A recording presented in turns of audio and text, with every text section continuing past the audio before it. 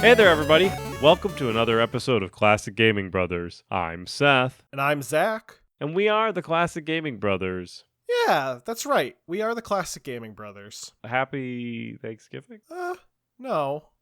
Almost. Oh, okay. Almost. Today is Life Day, though. Ah, yes. Happy Life Day. Not like the release of this episode, but the recording of this episode, Seth, is Life Day. Oh, okay. The holiday from the Star Wars holiday special. Anyway. Anyway.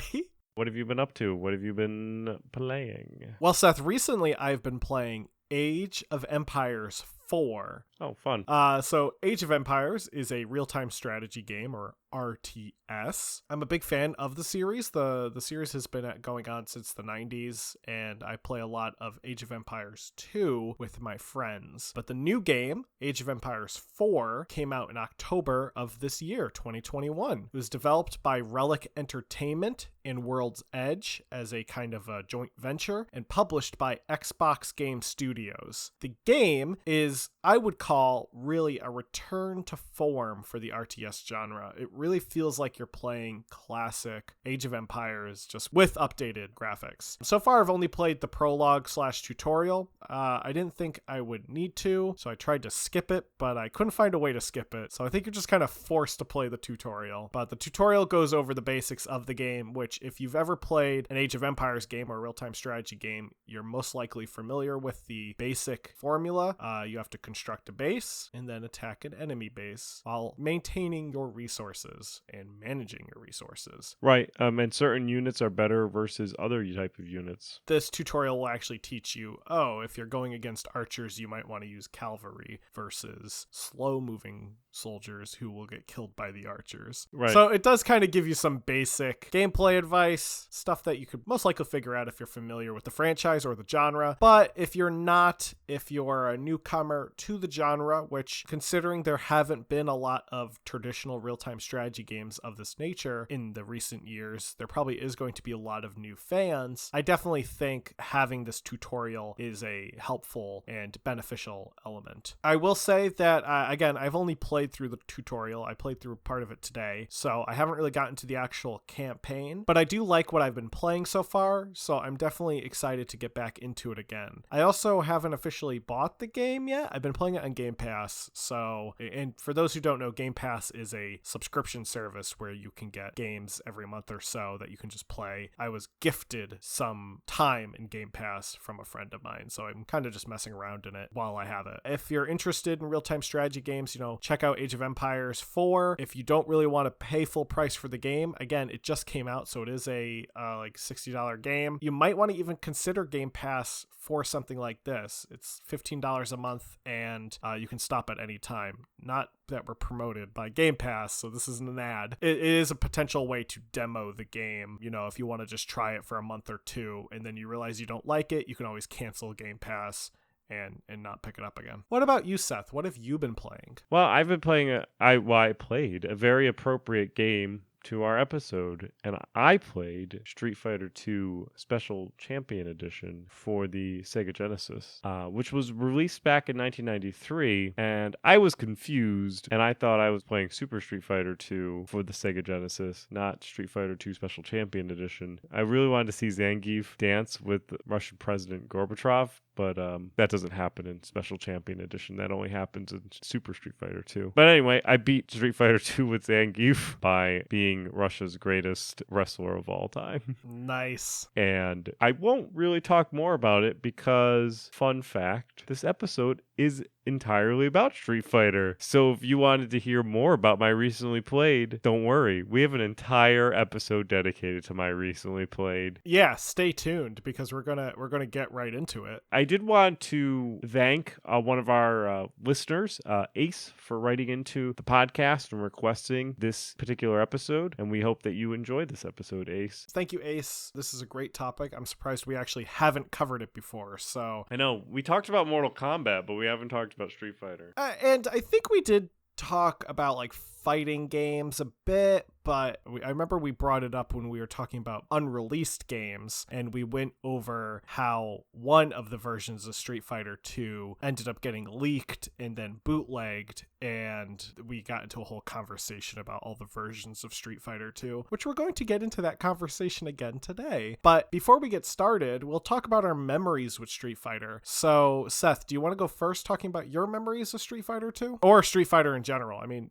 more than just Street Fighter 2. Yeah, sure. So my memories, I have had recent memories of playing the game, but also memories from a distant past. When I was a child, I went to a friend's house and they had a Sega Genesis, and two games that they had on the Sega Genesis were NHL 95 and Super Street Fighter 2 New Challengers, I think it's called. They had that for the Sega Genesis. I remember that it was specifically that version of Street Fighter because I remember the characters. I specifically remember like DJ was in it and Fei Long was in it, and those characters do not exist in Street Fighter 2 Special Champion Edition. They only exist starting in Super Street Fighter 2 The New Challengers, because they are the new challengers, hence the name New Challengers. So that is the game that I remember playing first when it comes to playing Street Fighter, and I really enjoyed the game. I felt like it's always been like a really fun game to play, obviously with somebody else. I always liked figuring out like the new special moves, and I think that's part of the gimmick of the game as well, is kind of trying to undercover special moves that everybody has. I would say that my favorite characters in the game, so if you ask me who my favorite character in Street Fighter right now is, I would have to say Zangief, because he is Russia's ultimate wrestler. However, when I was a child, I would have probably said like Dalsham or something, because he had stretchy arms. And Dalsham was one of the first characters that I learned a lot of the movesets for. I feel like, especially when you're a kid, when you discover movesets for a character, you end up playing that character more because you know more of the abilities. When I play as Dalsham, I could like teleport, I can blow fire, and obviously do all the stretchy limbs and the slide move. I like that, and I liked it as a kid, so I would play that character a lot, and people would get mad. Or E Honda. E Honda had the 100 hand slaps. Oh, yeah, yeah. That if you had a turbo button controller, you could flip the turbo,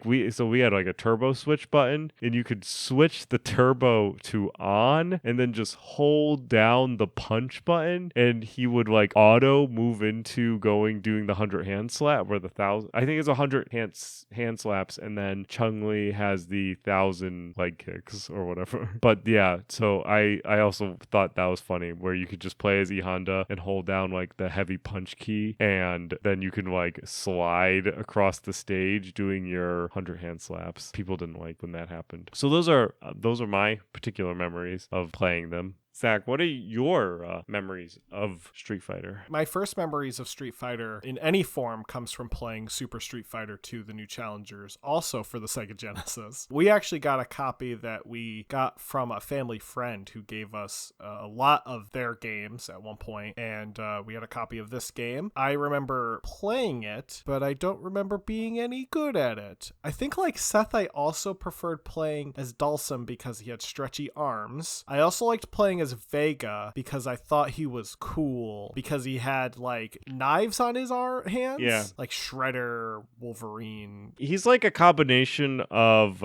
Casey Jones and Wolverine. Yeah, exactly. But I could never really do the moves. I would just button mash and eventually sometimes pull off like one of his moves. But I don't remember what any of his moves are called. I think he can do like a twirly thing. If he's in his home stage, he can climb the stage. Yes, yeah, you can climb the stage. That was cool. Yeah, that's really kind of just what I remember about playing Super Street Fighter 2, The New Challengers. So to get into it, we've been talking about a very specific Street Fighter game, Super Street Fighter 2, The New Challengers. Or for some reason in my head, I think it's also Turbo. Or no, there is a Turbo version. There is a lot. It's going to get real confusing really fast. That's what's going to happen. There is a lot of versions of Street Fighter, but they ultimately start with the number one, Street Fighter. So the original Street Fighter has a pretty interesting history. For one thing, it's kind of hard to figure out who exactly worked on the game. The reason being was that everyone who worked on the project used combat-themed pseudonyms in the credits. What we do know is the game was directed by Takashi Nishiyama. Also on the project was Hiroshi Matsumoto,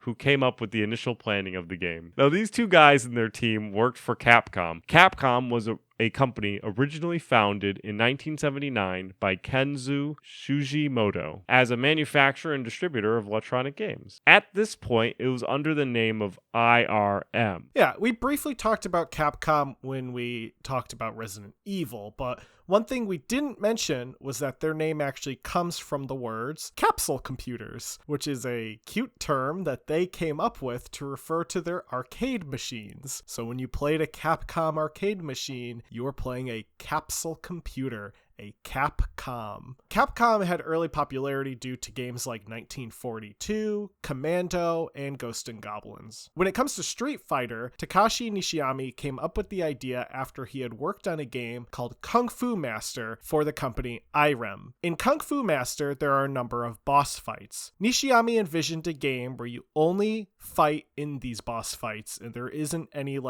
sequences between these boss fights. So he basically wanted to do like a boss rush mode. After being hired by Capcom, Nishiyama began work on the design plan for Street Fighter. He was heavily inspired by popular manga and anime at that time. He was so much inspired, in fact, that he actually borrowed the idea of an energy attack that he had seen in the anime series Space Battleship Yamato for the famous Hadouken move. Now, the game also pulled influence from earlier fighters like Yi Air Kung Fu, which came out in 1985. And if you've ever played Yi Air Kung Fu, you can certainly see the similarities between that and Street Fighter. There's, one player on one side of the screen, another player on the other side, and 2 health bars. It very much feels like almost like a prototype of what Street Fighter would become. So, to inspire the game designers for the story, they went to the 1973 martial arts film Enter the Dragon, as both that movie and Street Fighter involved an international fighting tournament with each character representing a different fighting style and nationality. And so you have like Vega, who's a Spanish bullfighter,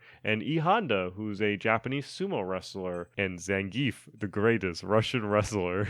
So after development wrapped up with the Street Fighter game, both Matsumoto and Nishiyama would go to leave Capcom to work for their competitor, SNK, who we have yet to do an episode about, or many episodes about, because SNK have also made a lot of video games, as did Capcom. And they would actually go work on games such as Fatal Fury and Art of Fighting. So now back to Street Fighter. It would be released to arcades in 1987, and then a port to the TurboGrafx CD would be released in 1988 called Fighting Street, which I just don't know why they don't just call it Street Fighter. The game was brought over to the Amiga, the Amstrad CPC, the Commodore 64, the Atari ST, and MS-DOS. So now we'll get into the numbers a bit more later, but Street Fighter did all right, at least well enough that it warranted a sequel. This sequel will go on to do great things. The sequel began development partially because of a audience reaction to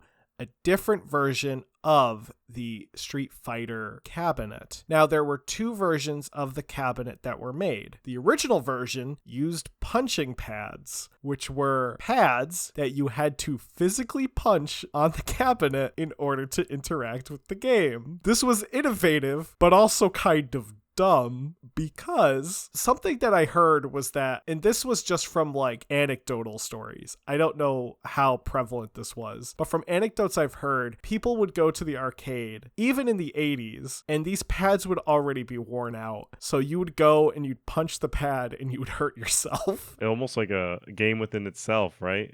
You can really experience the game in a whole new level by drawing blood. Capcom made the smart decision and also developed a version that used buttons, because they were like, hey, maybe people will play the game if they don't hurt themselves. So they developed a 6-button version of the game, which did, again, much better than the punching pad version. Now, when Capcom noticed that people were preferring the 6-button version, they actually decided that it might be time to put in some thought into potentially doing a sequel. And they decided that they were going to revive Street Fighter, basically take the basic idea and improve it as much as they could. So the team consisted of about 40 people and was produced by Noritaka Fumimezo. Now, the developers for the game decided that they weren't going to prioritize balance. Really, they wanted to focus on art and sprite work. The high quality animation that would eventually be in Street Fighter was also largely thanks to the hardware being used. It was unique hardware that allowed for different characters to occupy different amounts of memory. So for example, if you take a character like Ryu, he only occupies 8 megabits of data. Zangief, however, occupies 12 megabits of data. This technique allowed for characters to have higher animation patterns and also allow for an overall increase in quality for this game. One of Street Fighter II's most popular features was a combo system. Reportedly, this came about completely by accident. Fumimezo, when he was working on the game, was doing some bug checks, and when he was doing a bug check, he realized that you could chain punches if you timed it precisely so that you can actually add a second or third hit in when you do your punch. He noticed that when you do this, you can even get it up to be like 4 or 5, and I think he said at one point they got it at least 8 combos because they timed it right. So he thought this was fun. Even though it was a bug, he decided that it was probably going to be more interesting to leave in, and he was right, as players found that if you got that perfect timing, you could get multiple hits, and it made for a very different style of gameplay. To go into gameplay a little bit, the Street Fighter games are fighting games. In the game, in all of the Street Fighter games, you play as a character, which you often choose yourself, and you fight against a series of other characters who come from various regions of the world. And you are the winner if you finish best out of 3 rounds. The gameplay of the game consists of the player being located on one side of the screen and the opponent on the other. And this hasn't changed up until even the latest release of the Street Fighter, which was just a few years ago. So one player starts on the left, one player starts on the right, and various button presses and directional presses on the joystick or the D-pad would determine where your character moves, as well as the special moves that you could perform.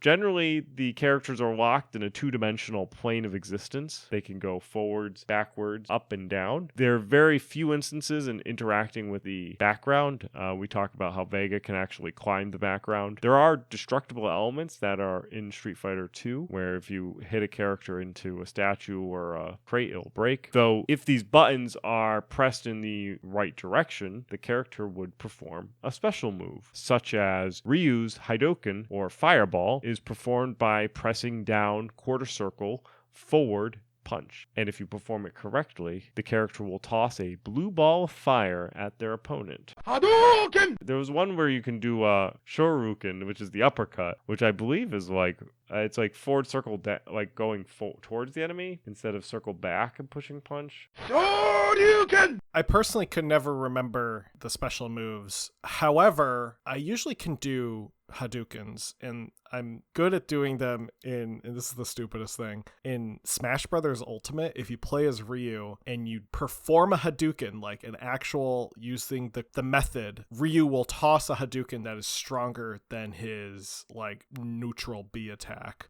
So if you press B, he'll throw a Hadouken, but it's kind of just generic. If you actually do the move from Street Fighter, he'll toss a stronger version of the Hadouken, and it's kind of like a reward for people who know Street Fighter moves and are playing Smash Brothers. So there's a Smash Brothers pro tip for you. Learn some Street Fighter moves. Some of the special moves are easy, and you just have to repeatedly tap a button over and over yes, again. Yeah.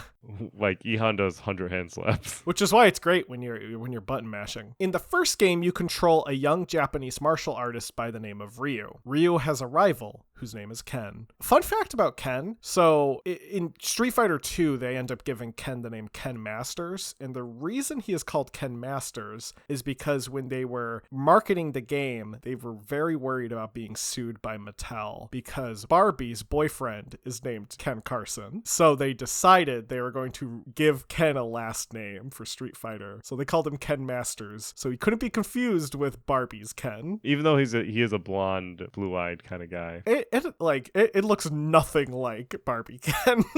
I mean, if you cut Ken's hair a little bit, There we go. Yeah, he give could him a be. little, He give could him be a little confused. bleaching. He's blonde. I thought he was brown haired. I don't know.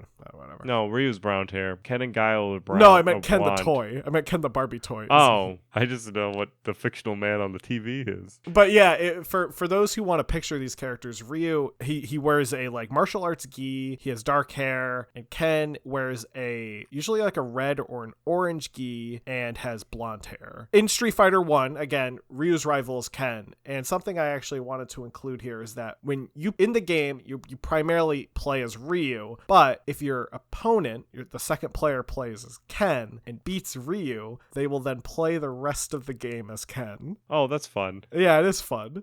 So there is a way to, I guess, play as Ken if you want. In the first game, you have a couple of challengers you have to go through. The first being Retsu, who is a Kempo instructor, Geki, a ninja, Joe, an American karate champion, Mike, a boxer, Lee, a Chinese boxing expert, Jen, a professional killer, Birdie, an English and wrestling boxing expert and also like a bouncer for like a bar, Eagle, who is quote unquote a well-dressed bodyguard, Adon, a deadly Muay Thai master, and finally Sagat, the emperor of Muay Thai, who is the final boss in the game. Sagat looks like Sagat in all of the Street Fighters, and he has like an eye patch. He is bald and he is very muscular. And when he throws his weapon, he goes Taiga. Yeah, oh, Sagat. Street Fighter 2 changes up some of the lore. So Ken and Ryu go from being these bitter rivals to actually being best friends who still sport a rivalry, but it's more of a like friendly rivalry. Like they're like brothers. They argue with each other, but they love each other. Like Seth and myself. We're That's brothers. Right. I don't think we're rivals. No. We don't have anything to rival about. Anyway. That's right. I always win. Now, in Street Fighter, it's true. In Street Fighter 2, you can actually pick from other playable characters. So you can also play as E Honda, who is a sumo wrestler from Japan. Blanca. Blanca's like, looks like the Incredible Hulk. He's like this green monster who's from Brazil, but What I love is that the premise of Street Fighter doesn't change between Street Fighter and Street Fighter 2. It is a championship of fighters, all who fight differently. And you have like all of these characters like E Honda and Zangief and Ken and Ryu, who all specialize in a different type of fighting style. But then you just have Blanca, who can make himself coursing through with electricity. And he has like the ability to throw himself as a cannonball at you. Like, I don't even know what his fighting style is, and I'm sure there's somebody who's like very angry that we are not aware of what's going on with Blanca, but I just think it's fun that in a world that's pretty much every other character is normal. Well, so there is actually a Brazilian fighting style called capoeira, but I'm 99% sure Blanca does not do capoeira. No, Blanca like scratches you. Blanca is great. I love Blanca. He looks like the Incredible Hulk and he electrocutes you. He is so different, but he doesn't not fit in. Right, yeah. I mean, he's like, you can't have Street Fighter without Blanca. Also, there's Guile, who's a U.S. Air Force Special Forces operative. His fighting style is punching people. That's right. And he's got the flat top. Yeah, he has a flat top like hairstyle. Chun-Li, who's a Chinese martial artist and Interpol officer. And then you got Zangief, the best character in the game, a professional wrestler and fighter from the USSR, and best friends with Mikhail Gorbachev. And lastly, the final playable character is Dalsim, who is a fire-breathing yoga master from India.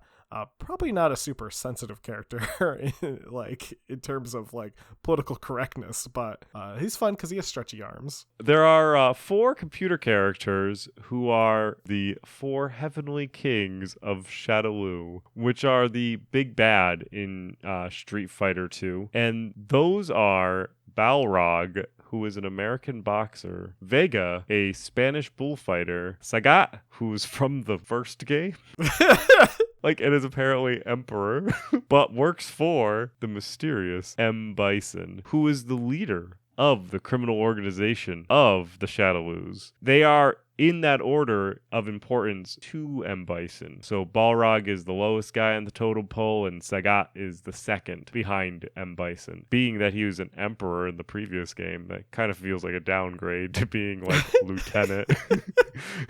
He went from being emperor to being M. Bison's like coffee guy. To be fair, Sagat's only the emperor of Muay Thai, which is the combat style. So he wasn't like a royal emperor. That'd be funny if he was a royal emperor. That'd be really funny. And he like had to bump up to a glorified drug dealer who wears funny hats.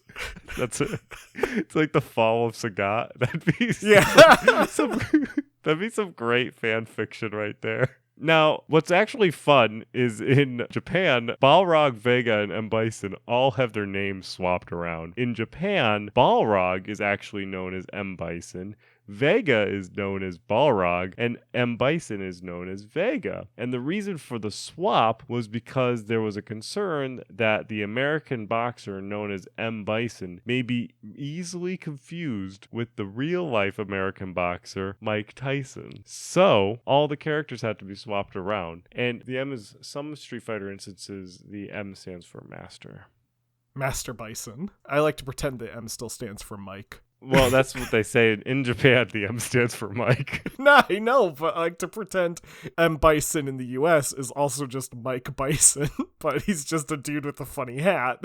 The hat for every occasion. He has a hat for every occasion. For context of why we keep saying he has a funny hat, M. Bison looks like a stereotypical military warlord. Like he's got this ridiculous crush cap military hat, this red military fatigues, and he wears a cape. He looks so silly.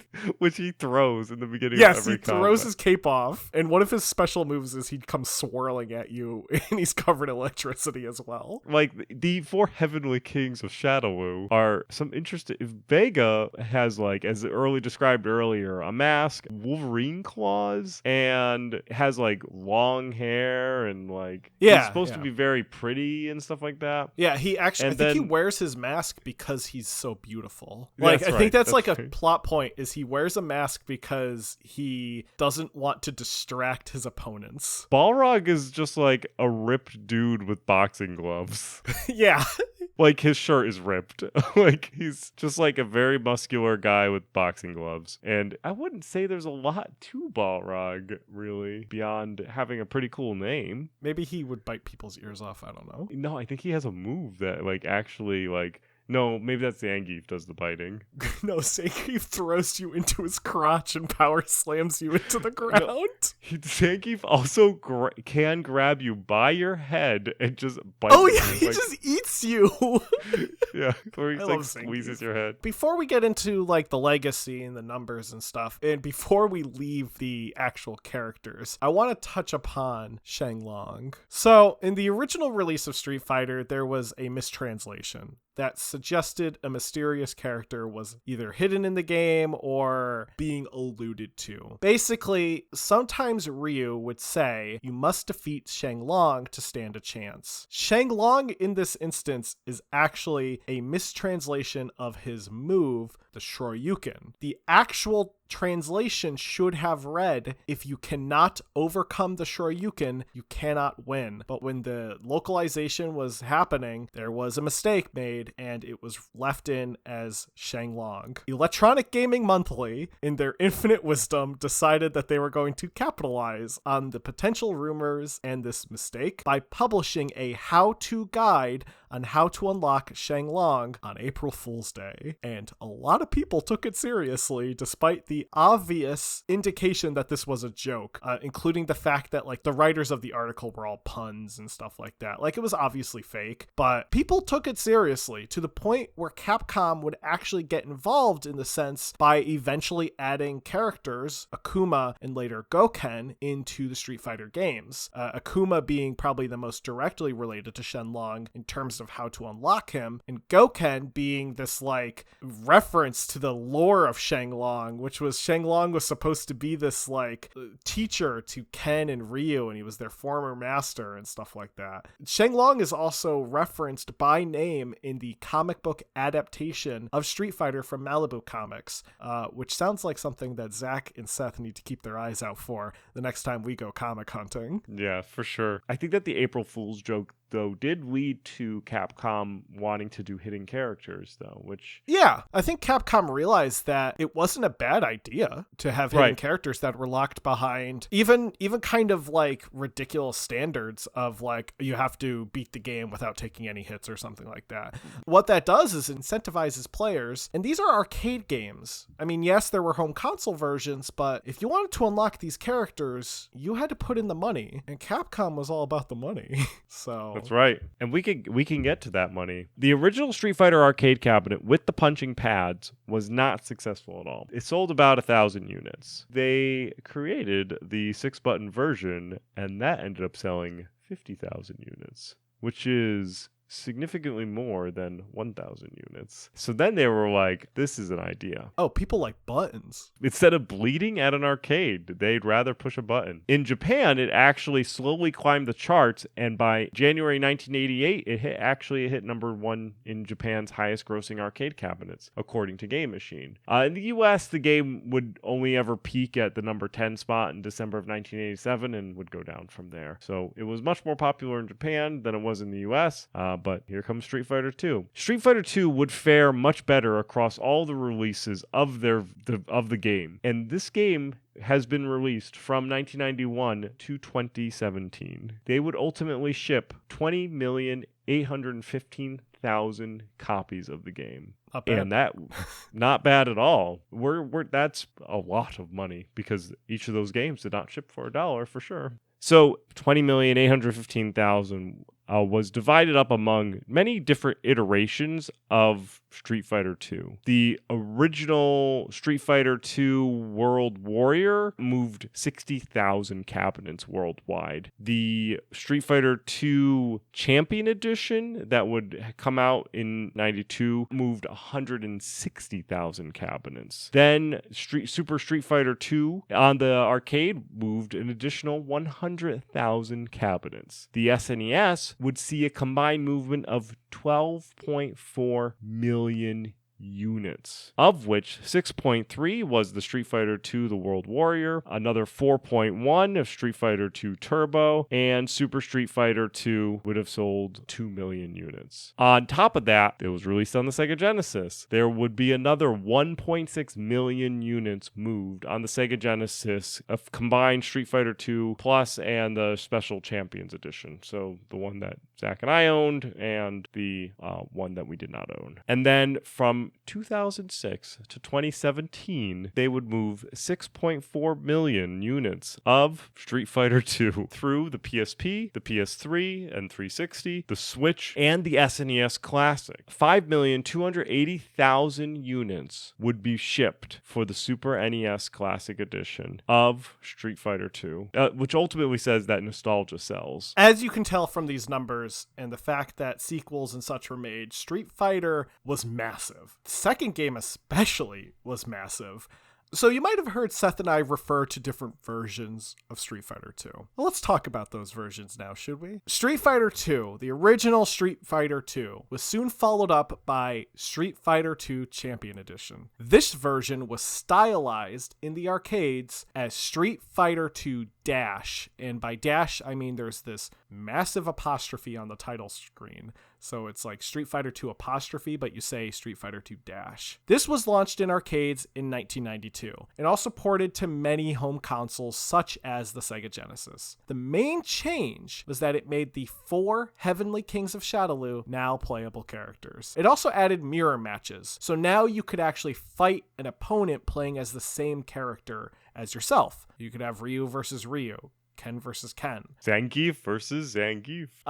It also improved fighting techniques and had balances for all the characters, specifically for competitive play, because Capcom was realizing that people were playing this game competitively, and they wanted to capitalize on that. After Champion Edition was released, pirates from, I believe, people don't actually know where exactly the pirates were from or operating out of. A lot of sources seem to indicate Taiwan, created Street Fighter 2 Dash Rainbow Edition, and they sold this version illegally to arcades as a conversion kit. Now, this version allowed for characters to perform special moves mid-air and was also a bit faster, and some people call it a bit more hectic. Now, because of this pirated version, Capcom realized that people wanted the game to be faster. So they created Street Fighter II Turbo Hyper Fighting, which released in 1992 and was an enhancement kit.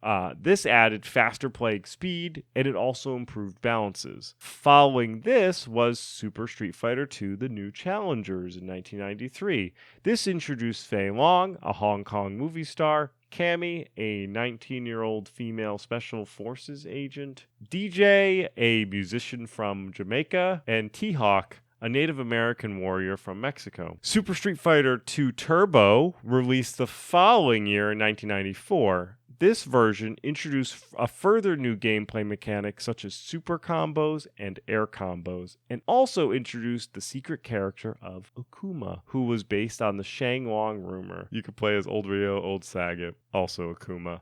Fun fact, Akuma is banned from any tournament play.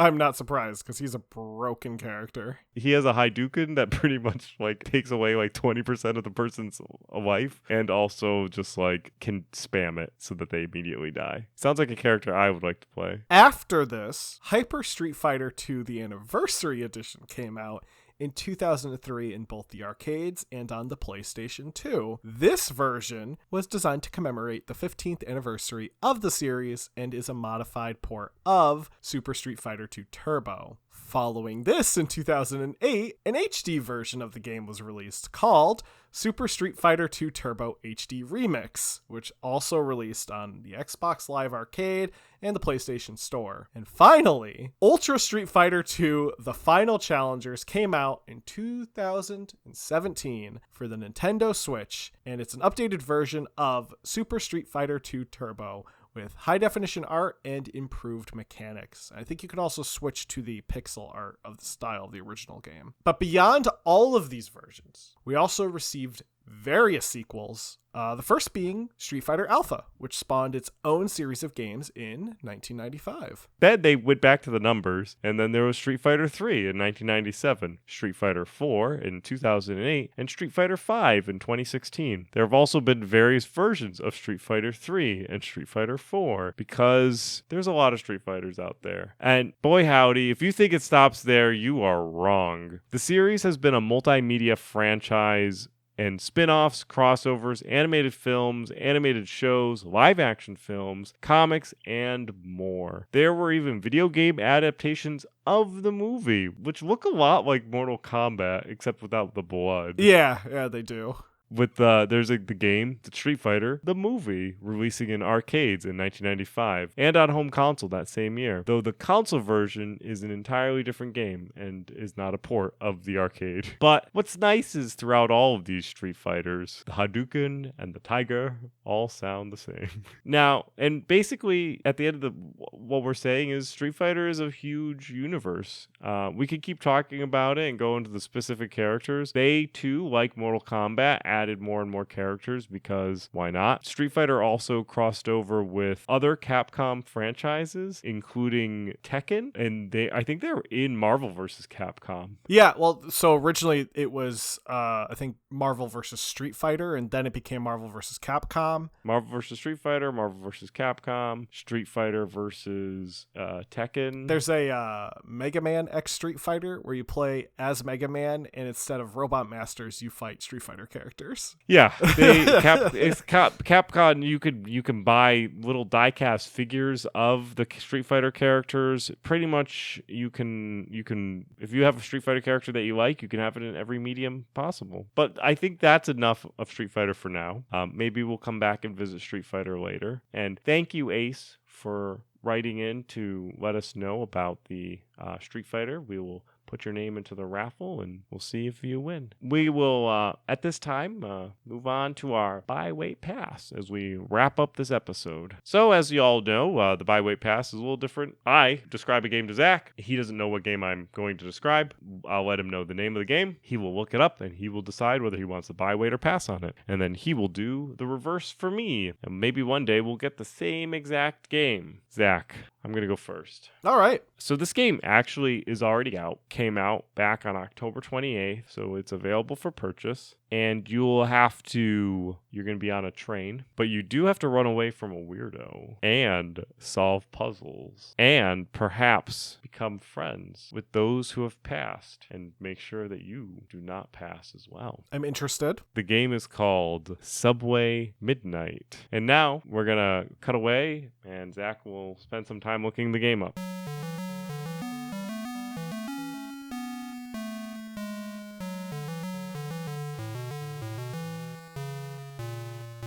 And we're back. So this game looks interesting. Subway Midnight. It's being developed by Bubby Darkstar and published by Aggro Crab. In this game, it looks like it's like, I don't even know. Like it's like an adventure game, but a horror game, and it's like very psychedelic. I don't know. I like psychological horror, which this appears to be. I think psychedelic art style in games can be something to certainly explore. However, this game might be a little much for me. Not in terms of horror, just in terms of like, I get a headache just from watching the trailer. I might put this down as a pass, but it does have very positive reviews. So maybe I'm going to read through some of the reviews and maybe I'll watch like a no spoiler YouTube review or something like that. But for now, I'm going to put it down as a pass, but it does look like an interesting game for sure. Are you ready for your game? My ears are listening. So in this game, Seth, you are leading a team of 4 individuals of dubious loyalty. These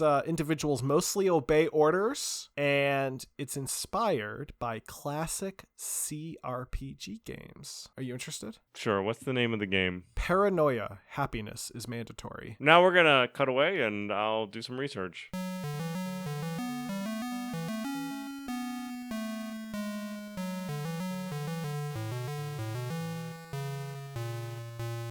All right, and we're back.